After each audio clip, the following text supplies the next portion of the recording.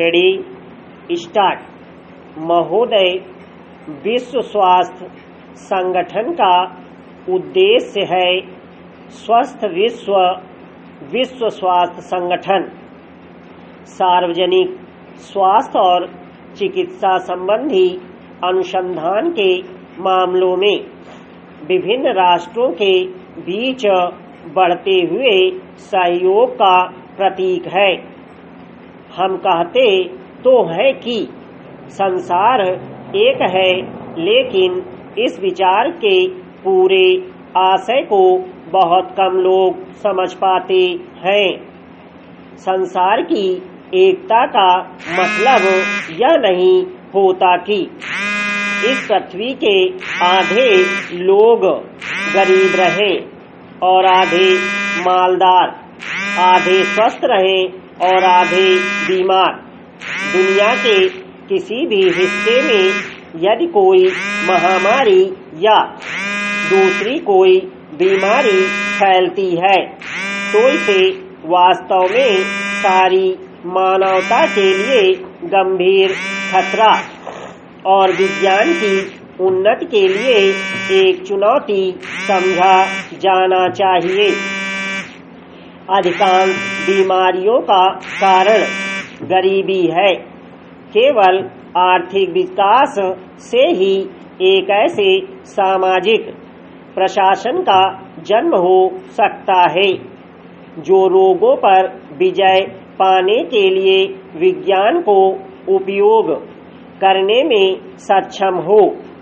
बहुत सी बीमारियां माताओं के लिए पौष्टिक आहार के अभाव के कारण पैदा होती हैं।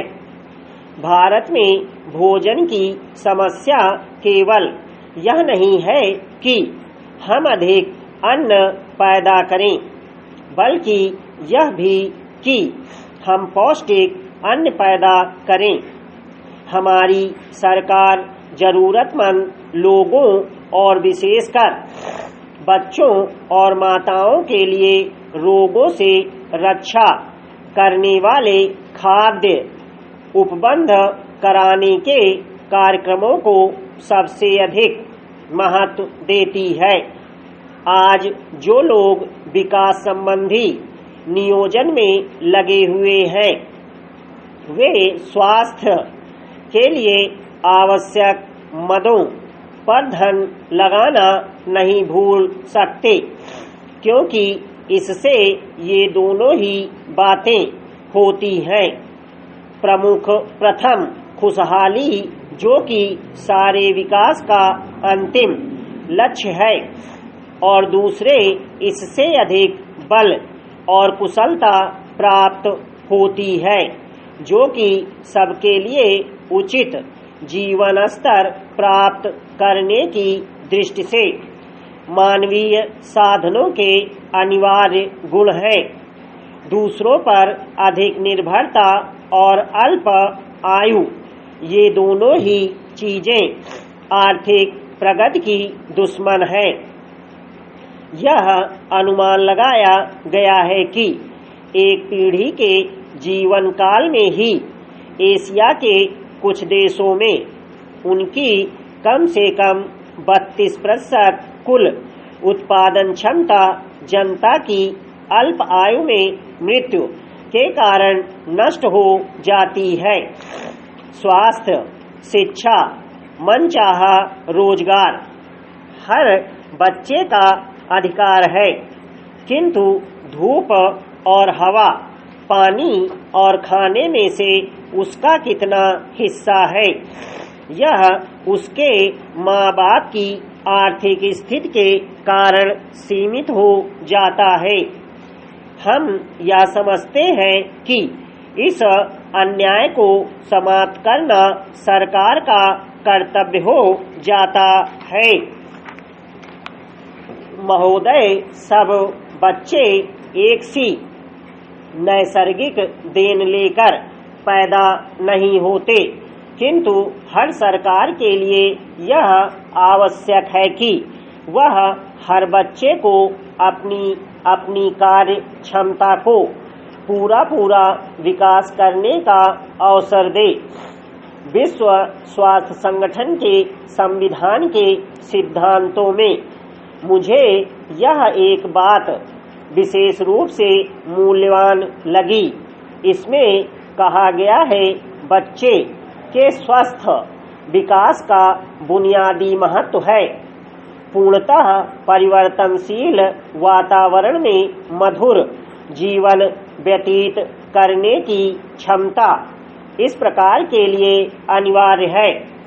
बच्चों में इस तरह की क्षमता कैसे पैदा की जा सकती है?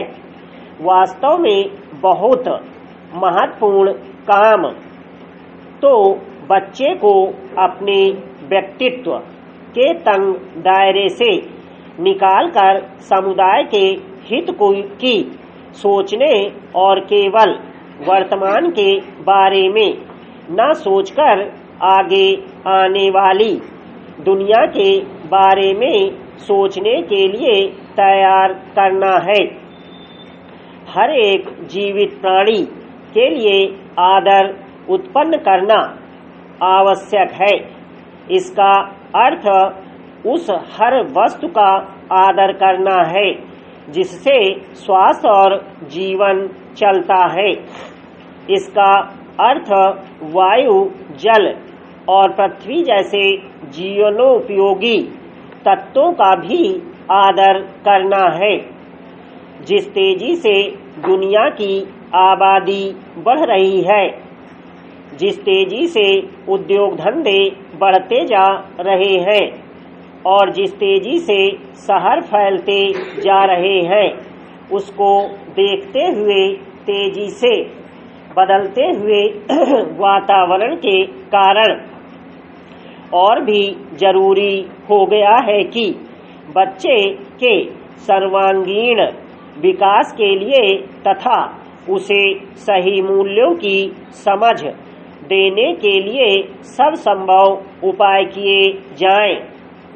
विश्व स्वास्थ्य संगठन के संविधान के पूर्व कथन में स्पष्ट कहा गया है कि सफलता केवल विशेषज्ञों के काम करने से ही नहीं मिल सकती, बल्कि बहुत कुछ प्रबुद्ध जनमत पर निर्भर है। जैसा कि मेरे पिताजी ने इस इमारत का उद्घाटन करते हुए कहा था कि जिस उद्देश्य को आगे बढ़ाना है उसके बारे में लोग आश्वस्त होने चाहिए। जनता के स्वास्थ्य और उन्नति के लिए प्रबुद्ध जनमत और जनता का सक्रिय सहयोग सबसे अधिक महत्वपूर्ण है। प्रबुद्ध जनमत अब केवल ऐसे मामलों तक ही सीमित नहीं रह सकता जो व्यक्तिगत स्वार्थों सिखाते हों। व्यक्ति को सामूहिक या सामाजिक भलाई को सर्वाधिक प्राथमिकता देने की शिक्षा दी जानी चाहिए। सामूहिक हित के लिए हम केवल अपने प्रति ही जवाबदेह नहीं बल्कि कल आने वाले समाज के प्रति भी उत्तरदायी हैं। विकासशील देशों के अपने सार्वजनिक स्वास्थ्य को सुधारने में अंतर्राष्ट्रीय सहयोग का बहुत बड़ा हाथ है।